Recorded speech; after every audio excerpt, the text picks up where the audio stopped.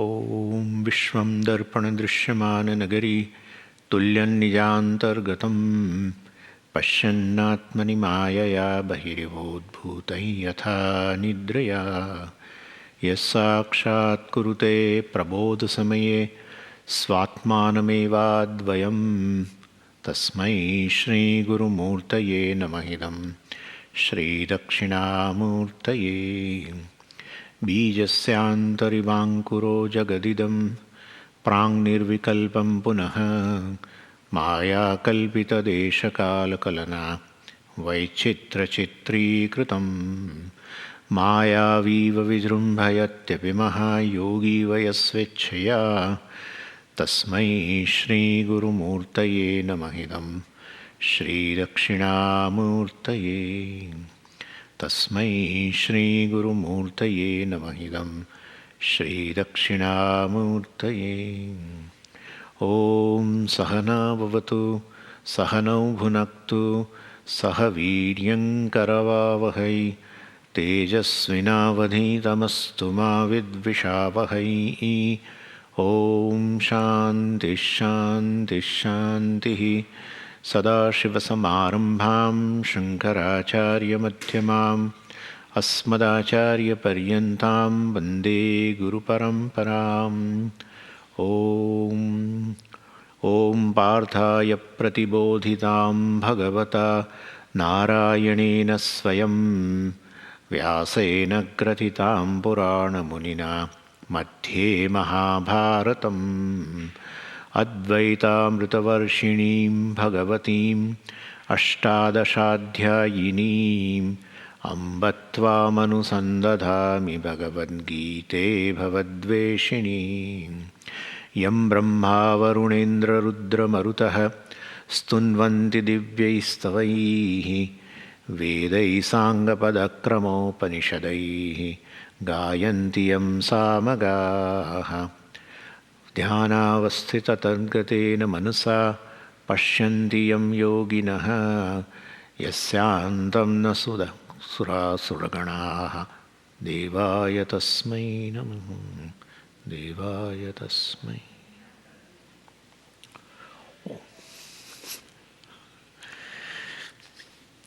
So, in the 10th chapter, last verse, Bhagavan said that I am in the form of this entire creation. And therefore Arjuna wondered whether this is really so or not. And so he requested to see the cosmic form. And Bhagavan has accepted his request, and definitely he could not see with the help of these eyes. So he was given a special eyes, inner eyes we can say, with the help of his Maya Shakti. He gave this eyes to Arjuna so that he could see the cosmic form. And to understand cosmic form properly, well, we need to understand Ishvara's various forms. The first form, that is the nature actually, the essential nature of Ishvara is Satyam Jnanam Anantam Brahma or Sachidananda. That is his essential nature. And this is a Swarupa of Ishvara, which we call it as a Brahman. And that's one level of appreciation of Ishvara. Then the second level of appreciation of Ishvara is along with the Maya, the power. Why? Because from the standpoint of a jiva, from the standpoint of an individual, when you look at the creation, you definitely want to know the cause of the creation. Well, definitely Ishvara should be the cause. But then Ishvara means Brahman, Satyam Jnanam Anantam Brahma cannot be the cause, because that is one without second. If it is one without the second, there is a question of giving rise to a effect also, the creation also. And therefore, from the standpoint of a basically jiva, then we assume a certain power which is non-separate from the Brahman. And that power is called Maya. And with the help of this Maya, well, Ishvara creates. So Brahman along with the Maya. That's a Ishvara, which is the cause of the creation. And the reality of whatever is the reality of the creation is the reality of that power, cause, which becomes a cause of the creation. And that is, the creation as we call it as a mithya, which is non-separate in terms of its existence. Non-separate from Brahman. It derives existence from the Brahman. And therefore creation is mithya. Therefore the creative power, that is Maya, which is also non-separate from Brahman. So that is how it is. This is the second thing. The second, a form of Ishvara. First is a essential nature. Second is this. Is there a third form or not? Yes. If this Chaitanya or Brahman is a Swarupa, therefore which is Ishvara, then the same Swarupa, this Chaitanya also obtains in the mind of the Jiva.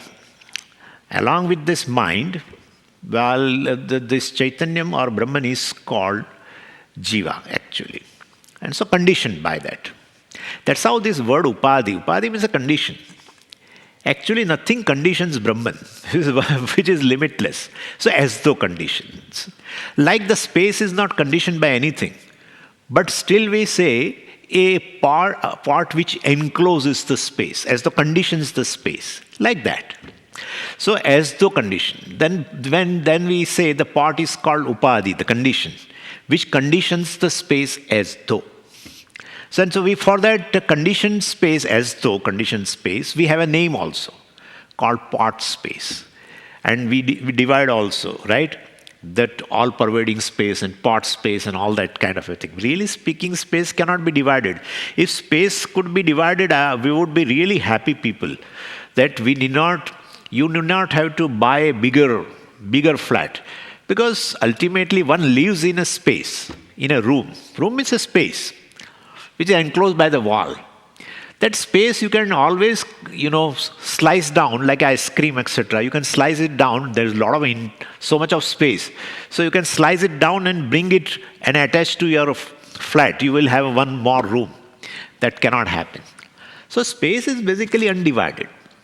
But space looks divided, enclosed, unenclosed, etc. is all from the standpoint of a part. And therefore, part is called condition, Upadhi, which as though conditions the space. Same way here. Maya as though conditions Brahman. So we call Ishvara. As though. So Maya is a condition, Upadhi. Same way Antakarana. The Antakarana also, because consciousness obtained in the mind, we say. So consciousness as though is enclosed by the mind, called Jiva.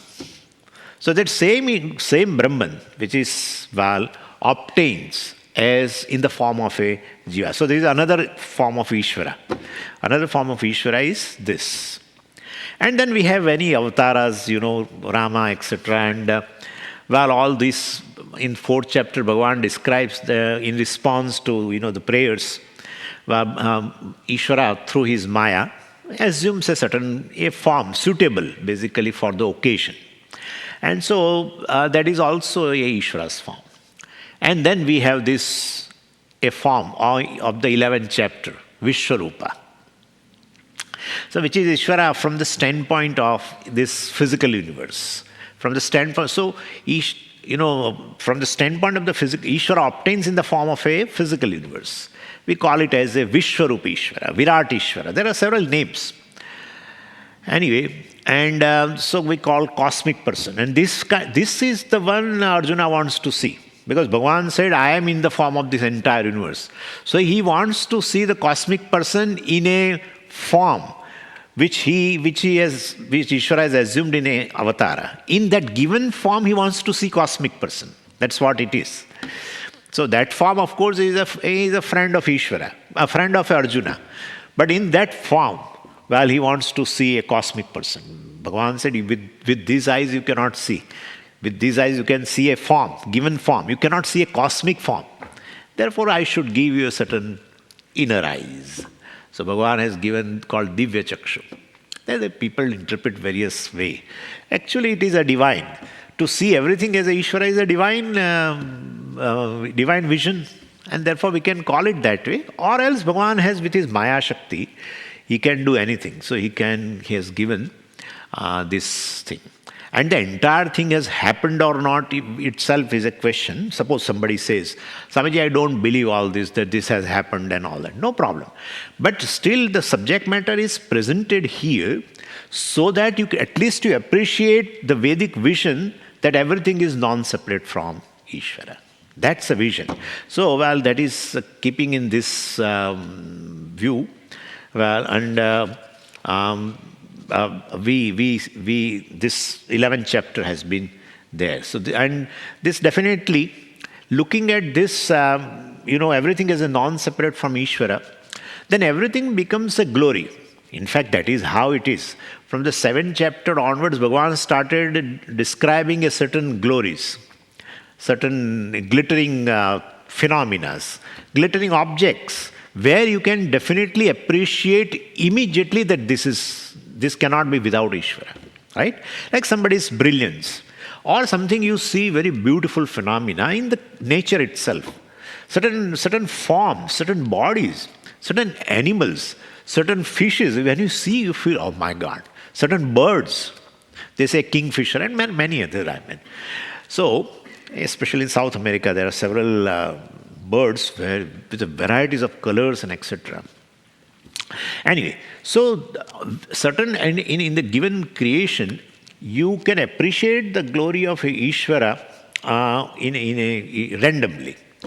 Then Bhagavan says, no, the entire creation is my glory. So this is the 11th chapter, which is culmination of that.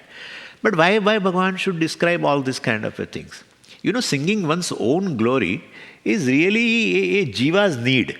This is Bhagavan is singing his own glory. Why? Because singing his glory, you won't stop your own glory. And you don't possess anything, actually speaking. Other than this ego has no reality, frankly speaking. You say, this is me, this is me, this is me, this is mine. Really speaking, nothing belongs to you. Ultimately, everything belongs to his Maya Shakti. Only from there alone, everything has come. And therefore, still you claim. Ego's job is this. Aham karoti iti ahankara. Aham karoti. That's it. To say mind is me, body is me, as if you are the possessor of the body, as if you have created the body. And more of you, less of Ishvara. Less of Ishvara in life and more of ego, more of the problems.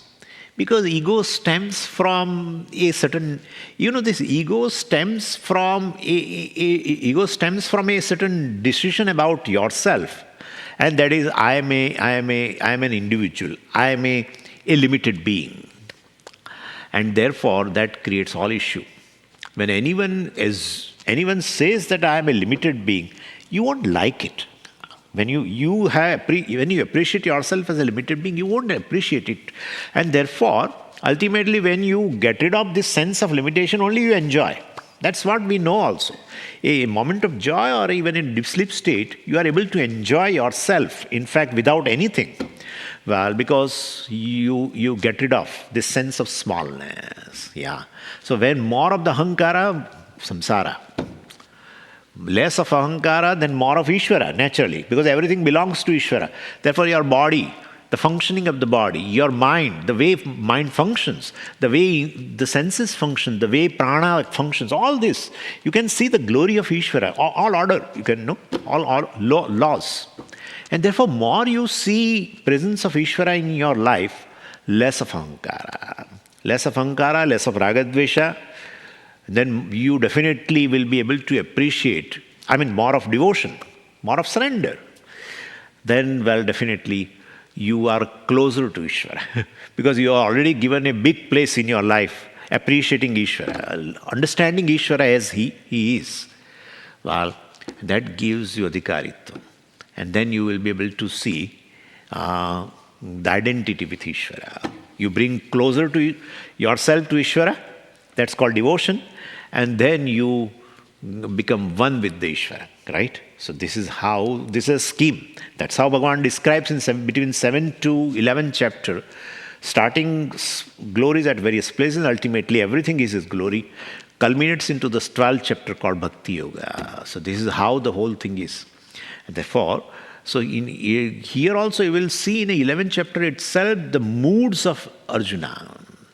ultimate mood which we'll be discussing today is this devotion, surrender, etc. And and so this appreciation of cosmic form creates a reverence for Ishvara.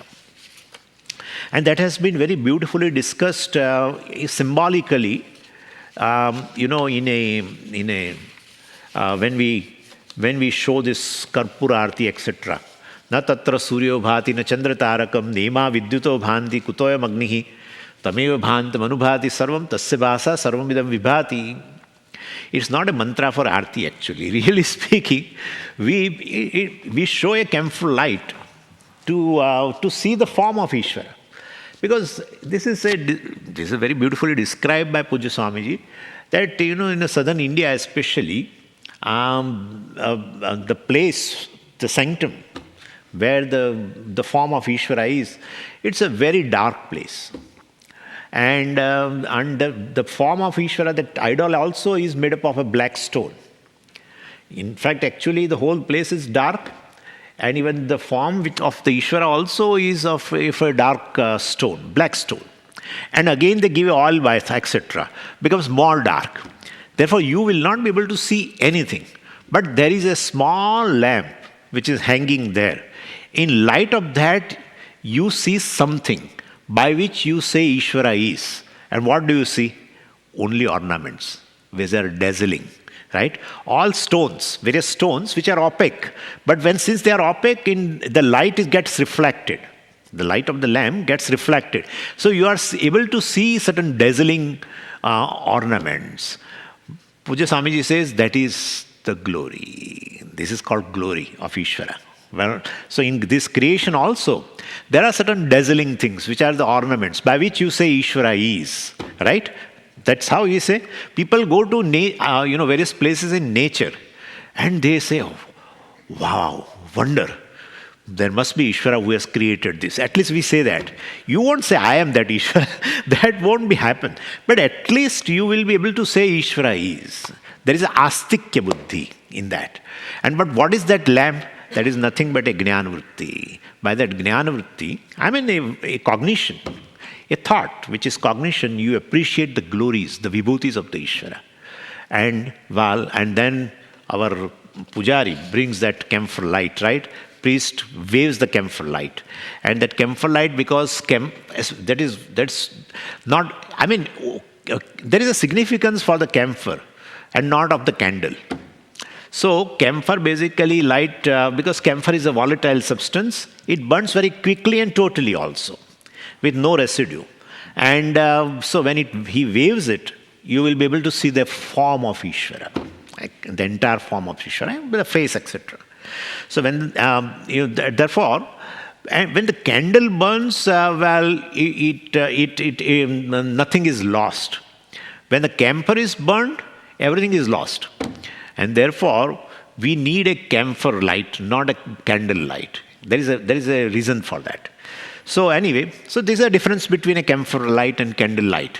Camphor light means basically when it burns, everything is lost. And candle light, when it is burnt, nothing is lost. And that camphor light is called this jnana vritti. This jnana vritti, aikya jnana vritti, which is the jnanam we are trying to get. And this camphor light which burns removes the darkness, ignorance, and revealing the form of the Lord, and burns itself completely. That jnana vritti also subsides.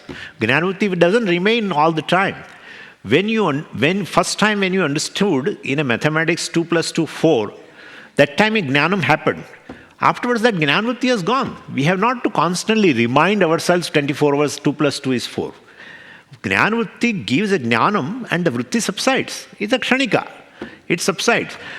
So same way here, like the camphor basically shows the form of the Lord and then it burns away completely, leaving no residue.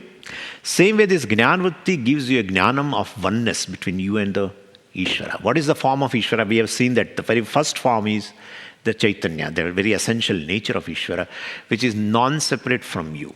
It gives you this jnanam, right? And that jnana vritti also subsides, doesn't leave any residue behind. And then you, with that camphor light, you say Raksham Dharayami. Definitely. So it shows that knowledge which has given, that light which has given the knowledge of the form. While here that Jnanavutti which has given this knowledge, may there be with me. May that light of knowledge protect me. Raksham Dharayami. So that is how. So let that light of the Lord, the knowledge of the Lord bless me. Let the Lord bless me. So this is what it means. Therefore, this vibhutis, the description of the vibhuti between 7 to 11 chapter is a very, very significant thing by which you appreciate more and more Ishvara in your life, because He is everything ultimately. He is the cause of everything, and therefore He is everything, and therefore in your life you see at every moment all this as His glory. And that definitely brings a surrender of ahankara, which is a product of ignorance, while to the Ishvara's feet, and one will be able to knock out that ahankara ultimately with the help of this knowledge. And you will be able to also see I am that cosmic form, right?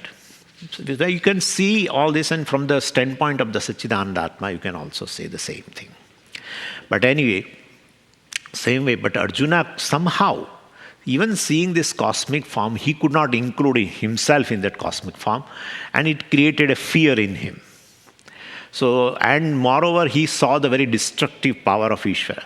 This is very dangerous, really speaking.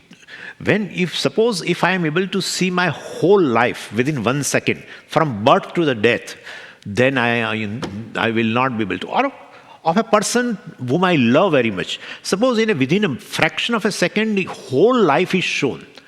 From birth to death, you will not be able to stand it. It comes very slowly, gradually it happens, and therefore we are not able to appreciate immediately the death and the decay, etc. That's good one way. But if it decays so fast and dies also so fast, it will be shown like that, you will not be. Bhagavan shows the whole drama between creation and destruction within no time.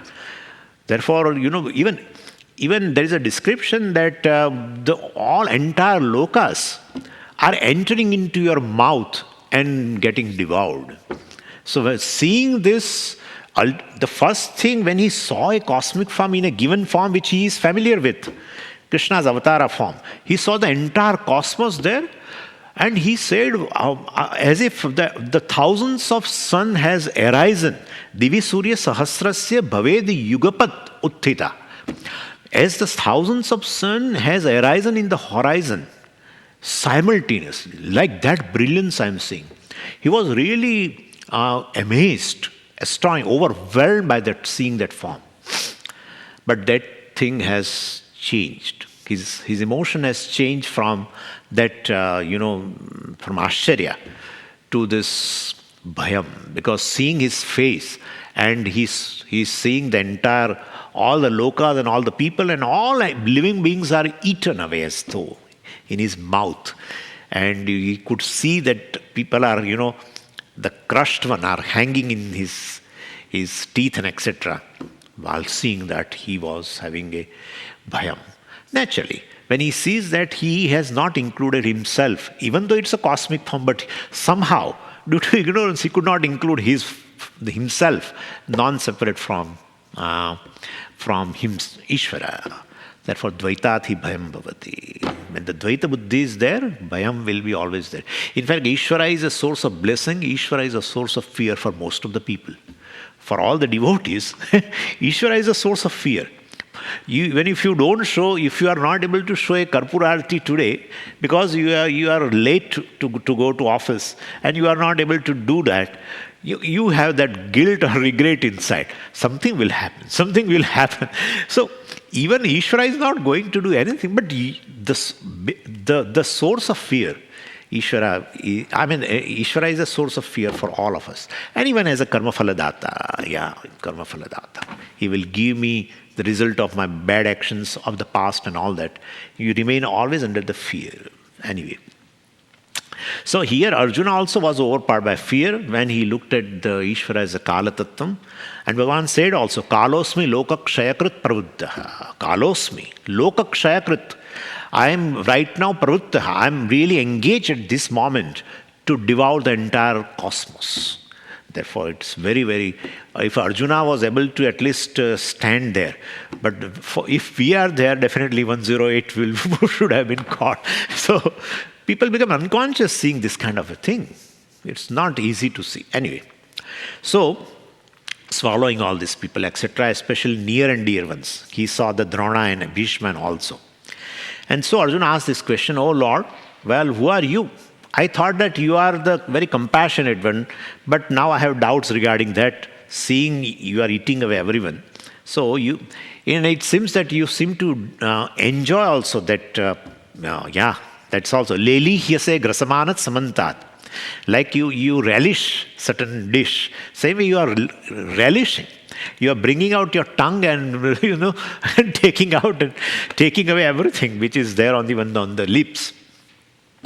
Anyway, so, Arjuna asked this question, I don't see that you are a very compassionate. You are a cruel being, naturally. And Bhagavan said, there is no question of being a compassionate or cruel here. Samoham sarva bhuteshu tishtantam. So, I am equal to everyone. And therefore, basically right now, I am showing you in the form of an order. This destruction, etc., definitely also implies there is a creation. So creation, destruction, etc., depending upon the prarabdha, as for a living beings, it is there, it's a law. It's due to law of karma. So I'm trying to show you in the form of a law of karma. Not that I'm really cruel or compassionate here. It's a law. And I'm showing you that. And in fact, I'm giving you karma phala because of my compassion. In fact, from the standpoint of a jiva, it may not be compassion. But from the standpoint of a Ishvara, since you have done a karma, therefore I should give you a karma phala. That itself is a compassion. It's not, looking into what type of karma phala it is. It is I'm giving you karma phala because of my compassion, by my laws. And karma phala happens to be painful from the standpoint of a jiva, not from the standpoint of a Ishvara. It appears as though Lord is cruel. So we have to change our attitude. That's what Bhagavan said. Karmanye vahadikaraste ma phaleshu. And later also, siddhya siddhyo samo bhutva samatvam yoga uchyate. Siddhi asiddhi. Success, failure. One is painful, one is really giving you joy. Success gives you joy. All the Bhagavan say, I'm just giving you karma phala. Depending upon the type of karmas you have done. And you being, you have a less knowledge, less capacity, and therefore every karma will bring a desired result that will never be possible. But I am giving you the best result depending upon the type of karma you have done. And therefore you have to change your attitude, look it in a positive manner, coming from the Ishvara, coming from me. And therefore, when suffering, etc. comes, you take it as an exhaustion of your papa karma. Yeah. So rather than, when I give you a certain suffering situation, don't look it as a suffering process, but look it as a purifying process. That's what Bhagavan wants to convey. Ultimately, any papa karma brings this kind of a painful situation. So when painful situation comes, that Bhagavan is definitely destroying my papa karmas. And, the acharyas give an example that when doctor gives a painful treatment, then a child and a mature person, a little mature in terms of age, both look little differently. Child, by the name of the doctor, he resists, he doesn't want to go. He or she doesn't want to go at all. Mature person also doesn't like pain, definitely. But still he goes, willingly he goes, right? Because he has a certain disease and he wants to get rid of that. That's impurity, let us say. Disease, certain toxicity, whatever. It's there. He wants to get rid of it.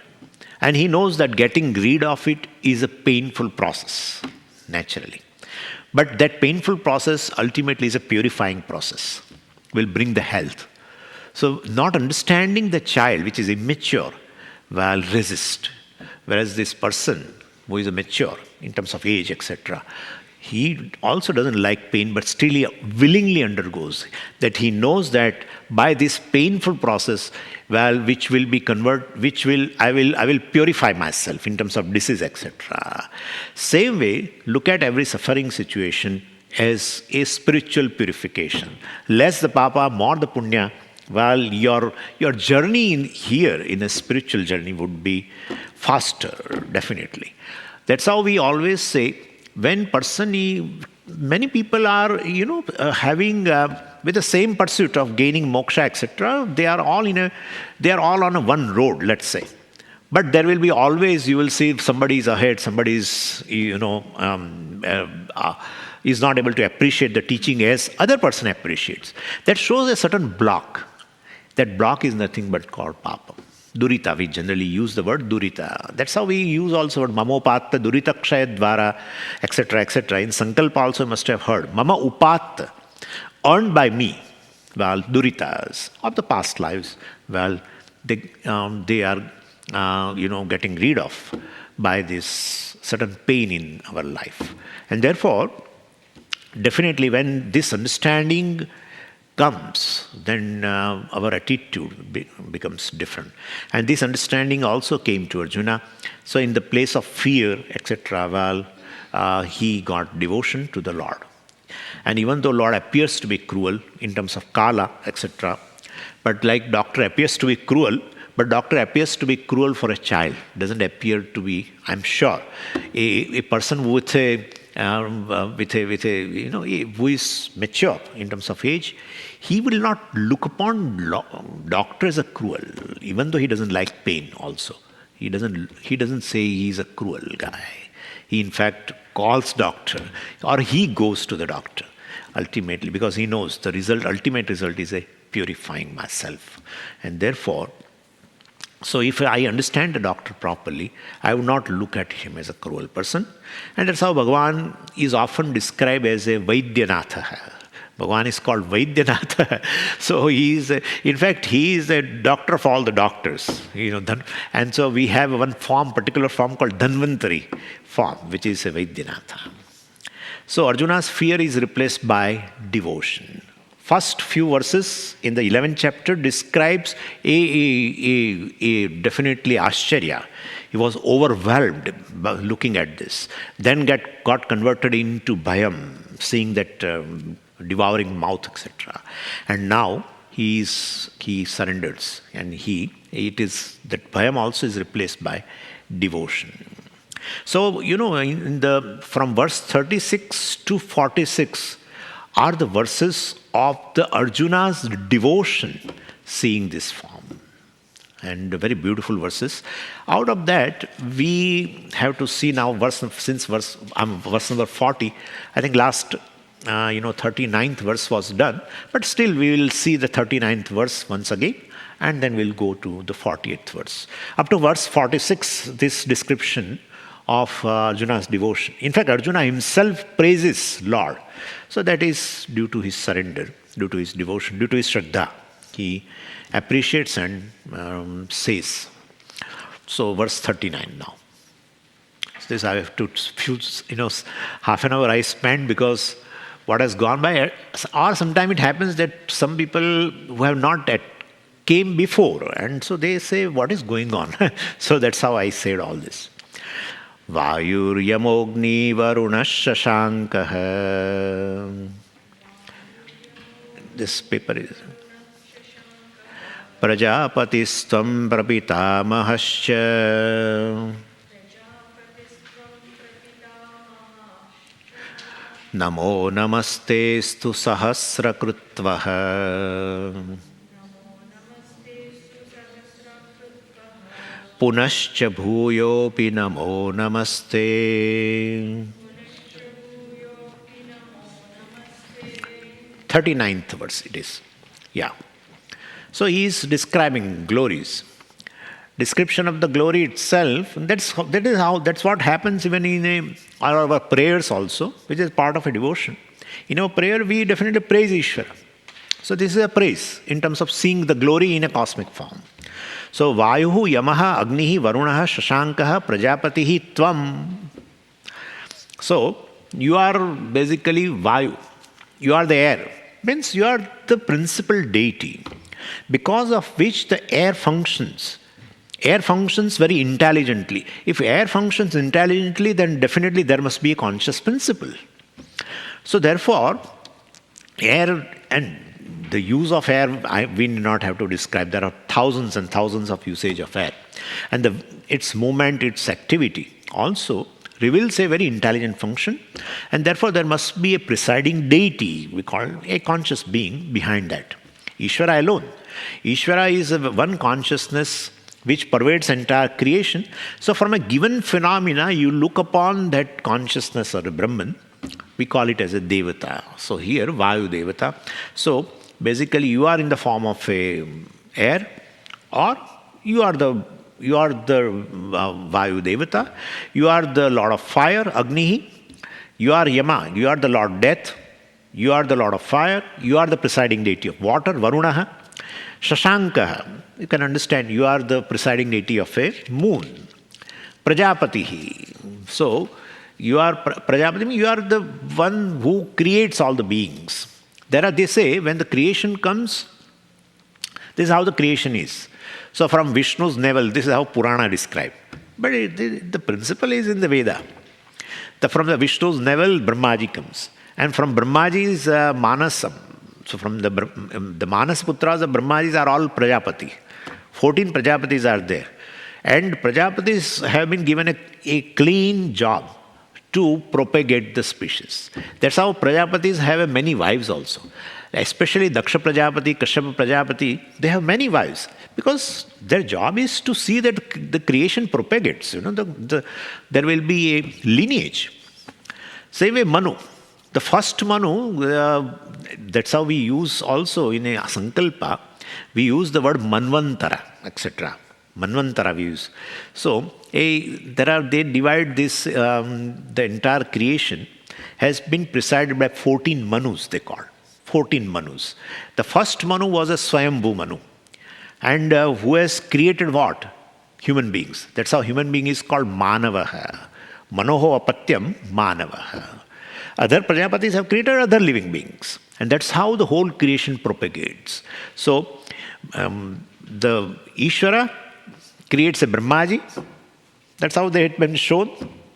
And Brahmaji has created from his Manasam these Prajapatis. And the Prajapati then, definitely created further progenies, etc. This is how the creation propagates. So this is how, this is how it's been shown. So Prajapatis have been there. And so you are in the form of a Prajapati.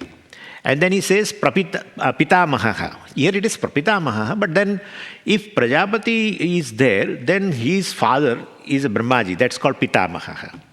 And his father will be definitely Vishnu or a Param Brahma, let's say. Ishvara, let's say. That's called Prapitamaha. So he says Prapitamaha. You are a great grandfather. Because you created Brahmaji Pitamaha, which created Prajapatis. And from there all progenies came. So this is how the creation is. Anyway, and so Prapitamaha, you are the ultimate great grandfather, the creator. You can say Param Brahma, you can say Ishvara, you can say Vishnu, whatever the way you want to say. And to you, repeated salutations to you, Namaha Namaha Te Astu. So how many times Namaha Namaha? Sahasra Kutvaha. Thousands time I am doing salutations to you. Arjuna is not satisfied, with this. So he goes on saying again, Punascha Bhuyopi Namo Namaste. Once you say 1,000 times, what does it mean? You have not to say again. But still he says, again I salute you. Punascha Bhuyaha. Bhuyaha means again and again, Namaha. I am saluting you. Because Arjuna is not satisfied. His Shraddha is so great. And so much devotion has been invoked in him seeing this cosmic form of the Lord. So that he wants to do something. This is very common. This is very common. Anyone who is overwhelmed by someone who has done something for that person will say this. What can I do for you? What can I say for you? The first thing is this. What can I say? Words are not enough. What can I do for you? whatever I do is not enough for you, right? They say like that. So here, he is doing this namaha, namaha, namaha, because so much of, he feels so much, thrilled seeing this cosmic form. His Shraddha is so great.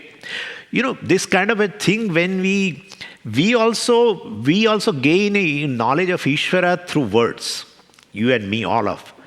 But what we gain through the knowledge through the words, suppose we are able to see that, then it is entirely different. When Ishvara is in the form of a cosmos, he is abhinna nimitta upadana karanam, he is the efficient cause and he is the material cause, and therefore all forms are his forms and all that. This, through words we gain knowledge. But suppose you are allowed to see some cosmic form, definitely, then your Shraddha, well, in what you know about Ishvara, is many, many fold, right?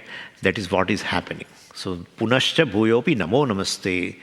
Anyway, but don't think he says that thousands of times, my namaskar. He is not really doing thousands of times physically, because there is no time. The war is about to start.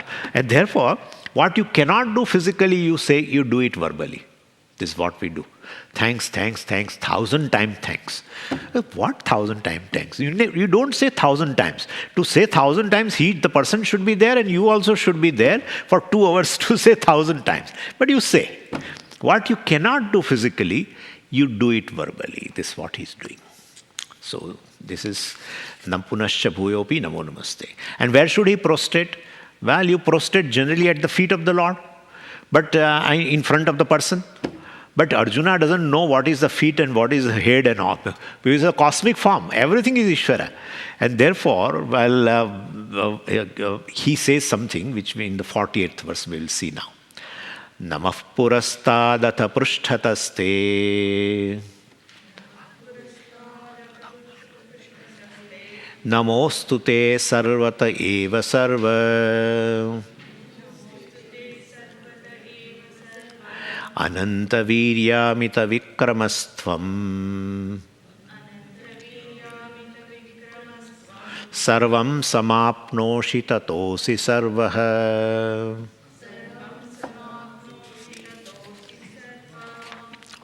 Namaha purastat, he says.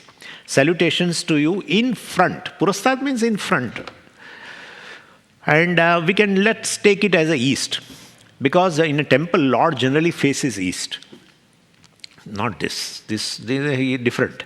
Yeah, we'll discuss. It is coming. So Lord generally faces east. And Arjuna is saluting the Lord. Therefore, he is facing he is seeing the Lord in the eastern direction. Anyway. And so, Namaha Purastat.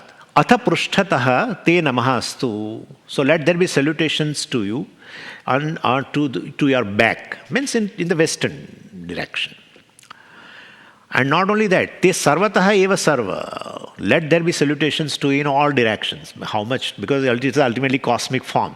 Therefore, in the eastern direction, Namaskara, in western direction, in southern direction, and southwest. And no. Sarvataha Eva Sarva. So let there be salutations to you in all directions. Well, why? Because he's seeing Bhagavan in all directions. He's a cosmic form. So he's not only in east, west, or south, etc. He's in everywhere. And then he says further, Tvam ananta virya mita vikramaha. You are of limitless power. Virya means say power. So you are of limitless power. Limitless, really it is limitless. Because everything is so powerful. Even they say the lightning, the flash of lightning has a power, electric power, to supply the electricity to one city for 1 year. That much power is generated when flash of lightning happens. Of course, we are not able to store it. It's a different thing. But what an amount of power. And like that, you see the waterfalls and you see the oceans and you see the movement of the geological objects in the universe with so much of power, therefore limitless power. And not only that, there are generally, this is how the Ishvara's power is a fivefold power, they call. And all these powers I also have. Since I have all this power, but limited power, I am able to appreciate Ishvara with limitless power. If you do not have a power, even limited power, you will not be able to appreciate him. When you say he has a limitless power in terms of creation.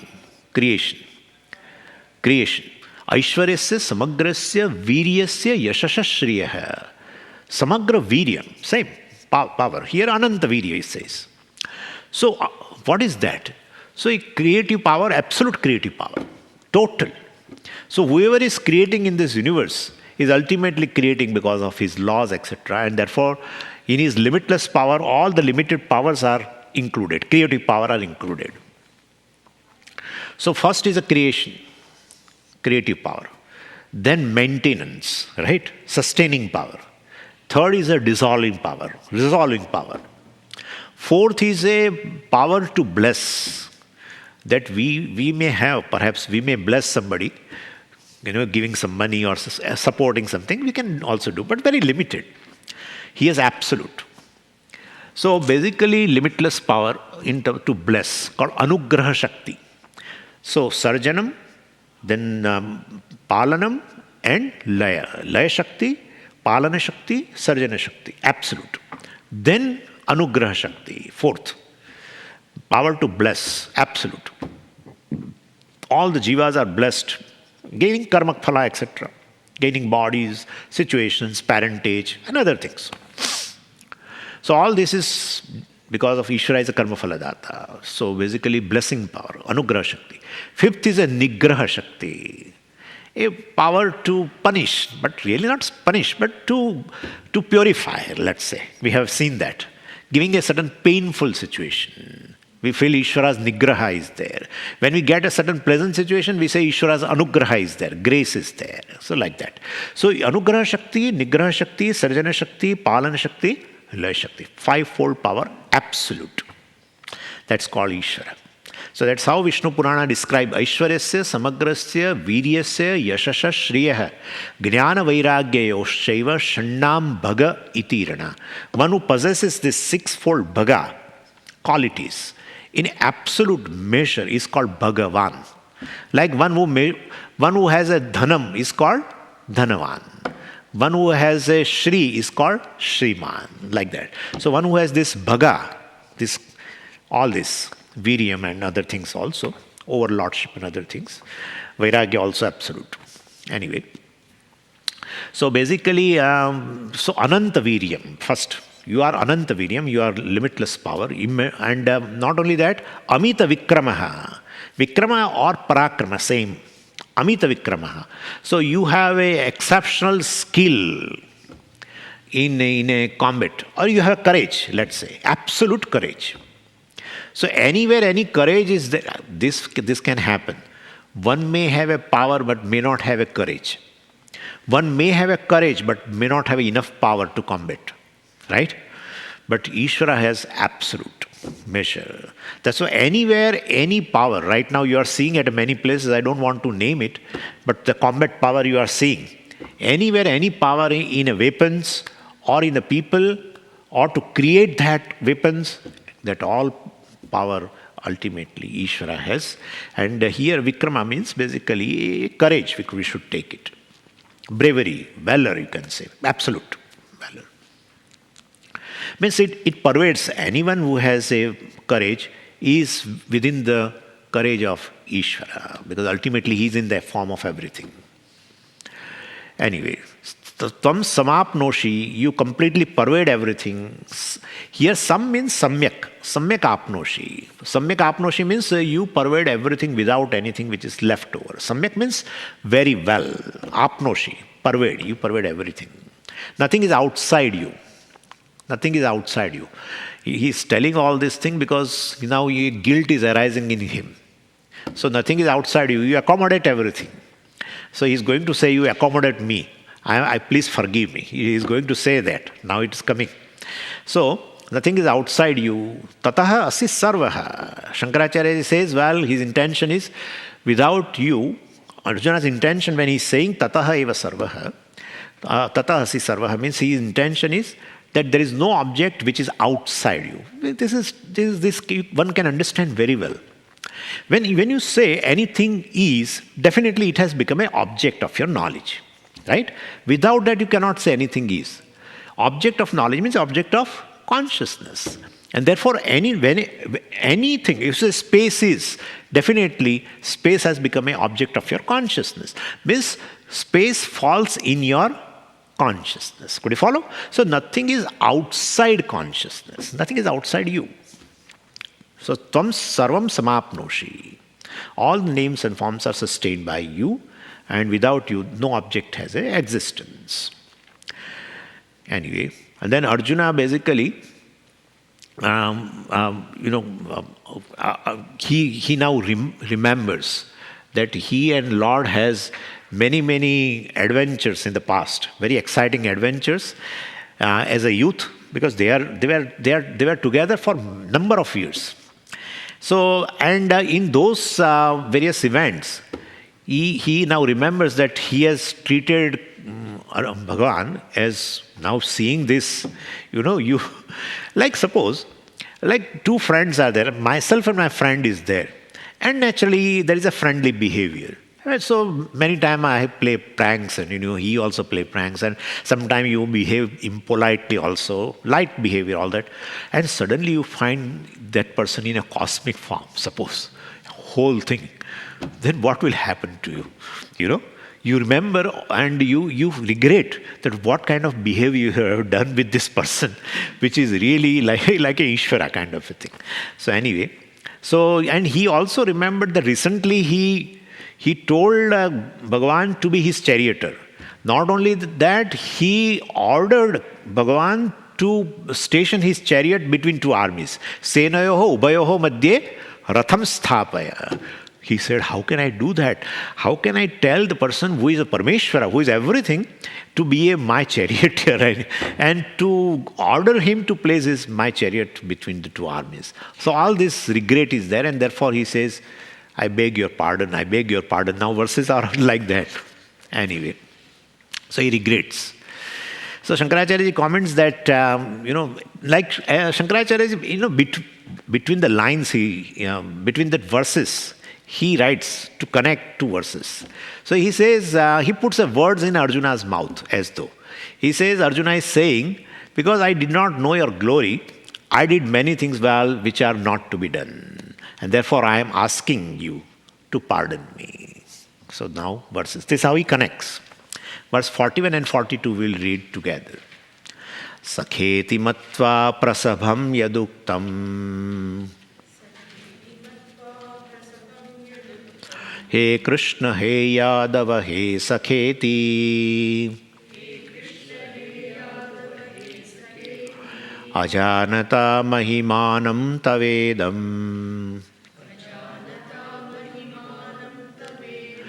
Maya pramadat pranayena vapi. Yachavaha sarthama satkrutosi.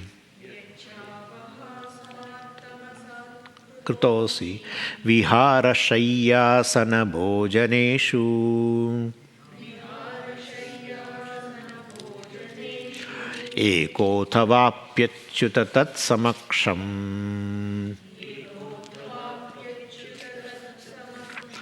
tat kshamaye tvamaham aprameyam.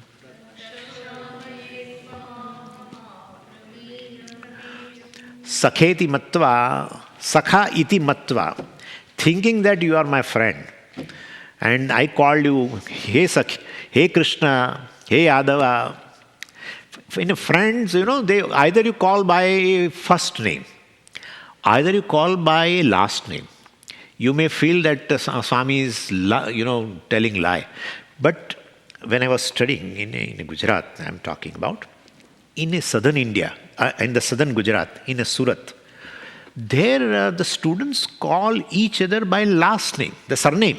Hey Desai, oh Bhatt, like that. And then sometime other, that being a student, when we were studying, I think I was in a 9th standard or something, all by last name or by first name, right? Either by last name, either by first name. That's what it is. Hey Krishna, first name. Hey Yadava, last name. So, all is there when there is a relationship of a friendship. So, Sakha iti matva, Hey Yadava, Hey Krishna, Hey Sakha. Oh dear friend, etc. I have told you. I should not have told like that to you. You are Parmeshwara. And I called you as my friend, or I called you by first name or last name. Means casually addressed you. And I'm sure he must have put his hand also over his shoulder, etc. Also, I'm sure of it. Not knowing, right? Arjuna may not be knowing all. One thing is there, Arjuna know that he is some extraordinary person. Because he knows what he has done in Vraja, etc. So he knows in Mathura what he has done, everything. He is an extraordinary person. He is an avatar of the Lord. That also he was knowing. But what is Ishvara? He didn't know. Ishvara means everything. That I think he was. That otherwise, that should be Ashcharya for that. There should not be any Ashcharya, etc. But so, seeing this cosmic form, he was really overwhelmed. And now he feels guilty. He has a regret. Anyway, so, yaduktam prasabham. He Krishna, he Yadava iti prasabham ayaduktam. Prasabham means rudely, impolitely I have told you. I have called you. Shankaracharya ji says, viparita buddhya, mistakenly, not knowing who he is. Definitely he has done that. Not knowing my friend, I have played certain pranks. Now he has shown his cosmic form, then I definitely regret. But it's a viparita buddhya, mistakenly. But I didn't know him. So that's how Arjuna says, Maya ajanata tava idam mahimanam. Maya ajanata. Basically, this was said by me, Hey Krishna, Hey Yadava, etc. This was said by me, who is ignorant, ajanata. Janata means who is knowledgeable, ajanata. So by me, who is not knowing. Ajanat is a present participle. So this is a trutiya. Maya ajanata tava idam mahimanam. Idam mahimanam, Bhashyakara corrects it. Idam mahimanam, idam is this. Idam mahimanam, your this glory. So idam means it is used for a neuter. It's a neuter word actually. And it is used for the glory, mahimanam. And mahiman word is a pullinga word. Therefore, to indicate mahima, that should be a pullinga word, right? Sarvanama also should be pullinga. So idam mahimanam instead, Bhashyakara corrects it as a imam mahimanam. Imam is a pullinga word. So, because Sarvanama goes with the Nama. And whatever the Nama has a linga, that may be the linga, that should be the linga of a Sarvanama also, etc. This is just by the way, you can ignore it. But I should tell you, so because, and you may feel that it's a mistake by Vyasacharya ji, right? Idam Mahimanam in the verse. No, this is a poetic license. We call Chandas. So, Vyasacharya ji doesn't know Sanskrit, we should not say. Who composes the Mahabharata verse, 1 lakh verses like that, tells Ganapati to just write it down. He doesn't need even a iota of a time or a second of a time to compose. Such a brilliant, Vyasacharya ji commits this simple mistake. No. This is we call Chandas Prayoga. So it's a poetic license. So sometimes they write like that. So anyway, not knowing his glory, while naturally Arjuna spoke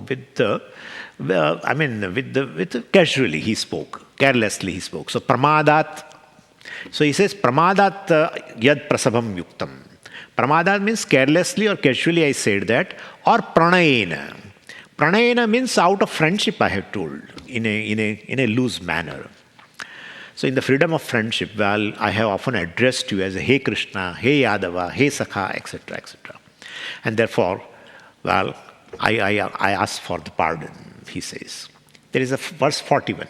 42nd verse is what? Yacha avahasartham. Yacha, and also avahasa. Avahasa means you basically, in enthusiasm or excitement, well, definitely, you disrespect a person out of fun. Many times between the friends, they both are so excited or enthused. In that enthusiasm, they cross the boundary, disrespect each other, talks impolitely also. So avahasa means out of jest, out of fun, basically. So yaccha avahasartham asatkritaha asi. So having teased Krishna in all sorts of situations, made him like a laughing stock, well, purely out of fun. Now Arjuna realizes. So he said, asatkritaha asi. Satkrita means well received, honored. Asatkritaha means, well, basically means disrespectfully I have, being treated with a certain indifference, disrespect, mistreated. Yeah.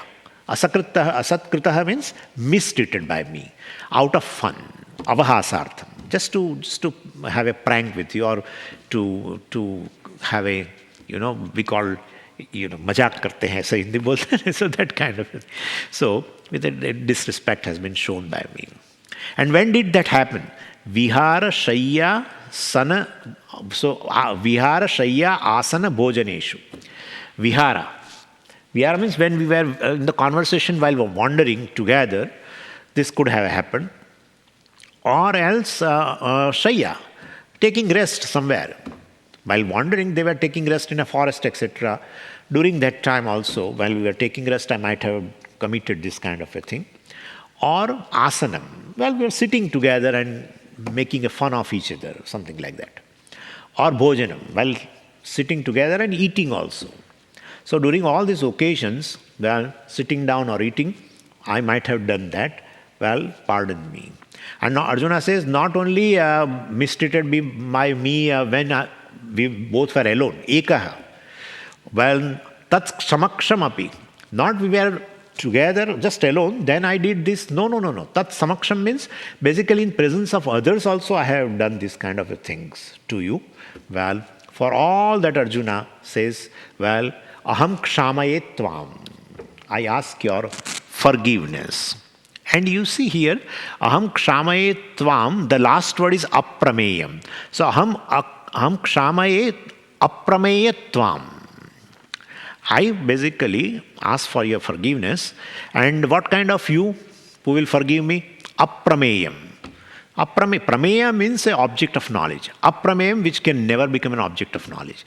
Means through my perception, through my inference, through my intellect, etc., you are such a cosmic person, you are Parmeshwara, how will I know? Can never know.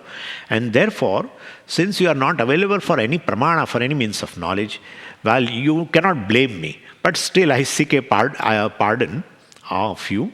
And that's how he uses the word aprameyam. Anyway, we'll continue with further words after the break. Om Purnamadav Purnamidam Purnat Purnamudachyate Purnasya Purnamadaya Purnamevavashishyate. Om Shanti Shanti Shanti. Harihi Om Shri Gurubhyo Namaha. Harihi Om. Half an hour.